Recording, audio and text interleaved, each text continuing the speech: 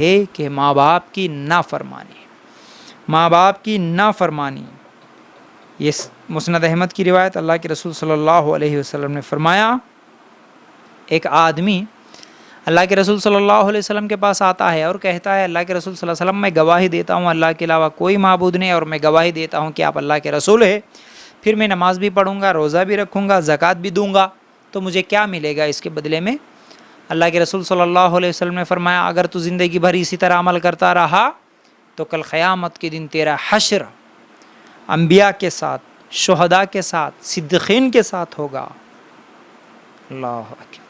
وہ خوش ہوا اور جیسے ہی واپس پلٹا، تھوڑی دور گیا، اللہ کے رسول صلی اللہ علیہ وسلم نے پھر بلوایا اس کو، اور اللہ کے رسول صلی اللہ علیہ وسلم نے کہا، ٹھیک ہے، تو توحید پر ہے، تو اللہ کو مانتا، تو رسول اللہ صلی اللہ علیہ وسلم کو مانتا ہے، تو نماز پڑھتا ہے، روزہ رکھتا ہے، زکوٰۃ بھی دیتا ہے، لیکن شرط یہ ہے کہ ان تمام نیکیوں کے ساتھ ماں باپ کی نافرمانی نہ کی ہو۔ تو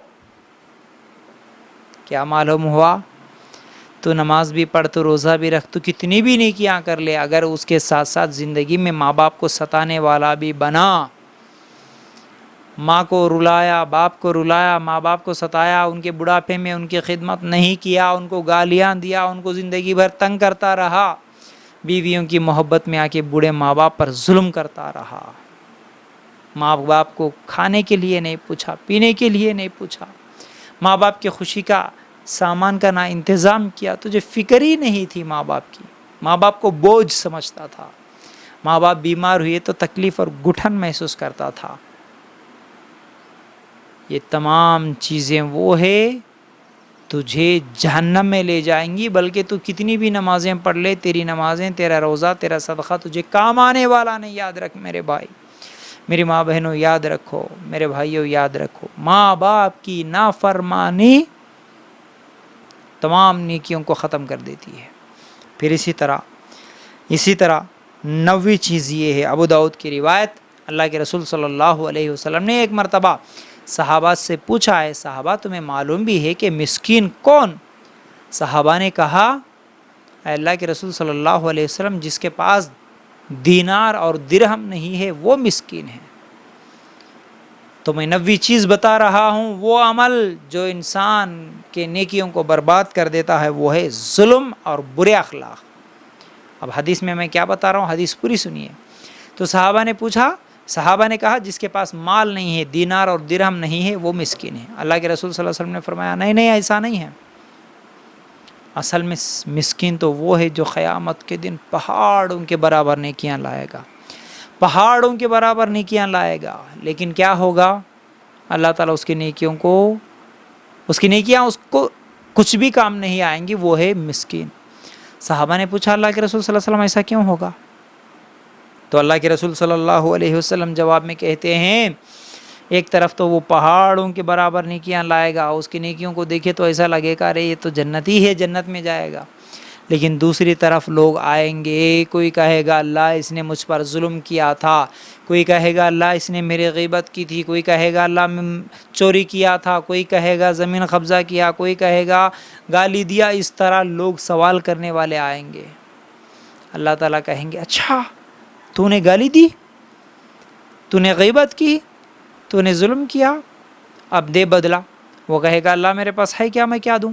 کہے گا نماز تو نے پڑھا، تیرے نمازوں کا ثواب اس کو جاؤ، تو روزے رکھا نا، تیرے روزے کا ثواب فلاں آدمی کے اوپر جاؤ۔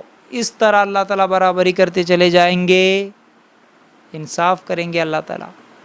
اب بدنصیب تو وہ ہوگا اس کے تمام نیکیاں ختم ہو جائیں گی، لیکن ابھی بھی مانگنے والے، سوال کرنے والے اور بھی آئیں گے، اللہ ہم کو بھی انصاف دلا دیجئے۔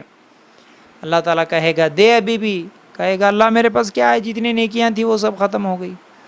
اللہ تعالیٰ کہیں گے ان کے گناہ اٹھا کر تیرے سر پہ ڈال رہا ہوں، جا جہنم میں۔ کیا فائدہ ہوا جی؟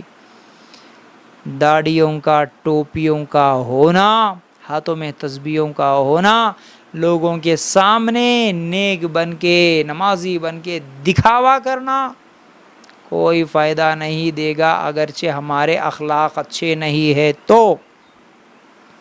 ہاں بالکل حقیقت بتا رہا ہوں، اخلاق اگر اچھے نہیں ہیں، ظلم، زیادتی، غریبوں پر، کمزوروں پر، ارے مجھے کیا بھائی، پیسہ ہے میرے پاس پولیٹیکل پاور ہے، مجھے فلاں آدمی معلوم ہے، اب میں جس پر چاہے ظلم کروں، جس کی چاہے زمین قبضہ کروں، طاقت کا استعمال کروں، گھر میں بھی بیوی کو ماروں، ظلم کروں، گالیاں دوں، ساس بہو ایک دوسرے کے اوپر، جو بھی ظلم کرتا ایک دوسرے پر، جو بھی ایسا عمل کرتا، قیامت کے دن وہ لوگ آئیں گے.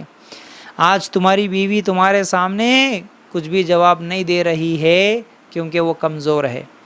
تمہاری ساس یا تمہاری بہو آج کچھ بھی بدلہ نہیں لے رہی ہے کیونکہ وہ کمزور ہے، لیکن قیامت کے دن تمہارا گریبان پکڑے گی، یاد رکھنا.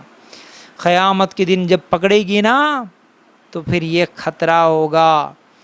ہم سمجھتے ہوں گے کہ ہمارے پاس تو نیکیاں بہت ہیں نا بھائی، رمضان کے پورے نماز، پورے روزہ، پورے صدقہ خیرات، کتنی نیکیاں کی، سب برباد ہو جائیں گے اگر اس طرح ظلم بھی کر کے گئے تو سب برباد ہو جائیں گے.